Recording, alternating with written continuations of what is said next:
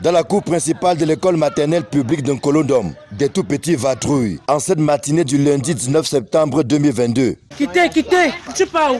Ceux qui s'hasardent vers l'entrée de la salle de classe sont stoppés net par des flaques d'eau consécutives à dame pluie qui a arrosé ce quartier de l'arrondissement de Yaoundé 1er. La situation est telle que vous la voyez là. Nous n'avons pas de toiture, nous n'avons pas d'abri, pas de préau.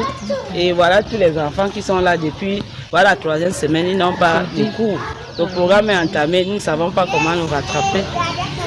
Les enfants font pression aux parents, les parents viennent nous faire pression. Nous n'avons pas de solution sous la main. Franchement, si les autorités peuvent faire quelque chose. Cette situation date d'avant la rentrée scolaire. À la suite d'une pluie diluvienne, accompagnée d'un vent violent, la toiture de cette école avait été emportée, exposant les enfants et les encadreurs depuis la reprise des cours à la merci des intempéries. La seule chose que les Camerounais peuvent avoir, c'est l'éducation, la santé. Pourquoi les Camerounais n'aiment pas leur propre pays? Regardez-vous ce qui se passe à Yaoundé 1er. Sans toiture, les tout petits, pour ceux qui ont encore le courage de venir à l'école, sont tantôt pris au piège de la pluie, comme c'était le cas ce lundi, tantôt exposés à la canicule. C'est vraiment décevant ici là en Nkolondom. Depuis 3 semaines, les enfants sont à la maison, on a payé la pension. Et les enfants font la pression, nous faisons la pression.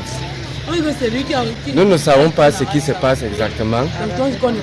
Nous avons les autorités, nous avons un maire, il passe à chaque jour. On est en train de priver l'éducation des enfants.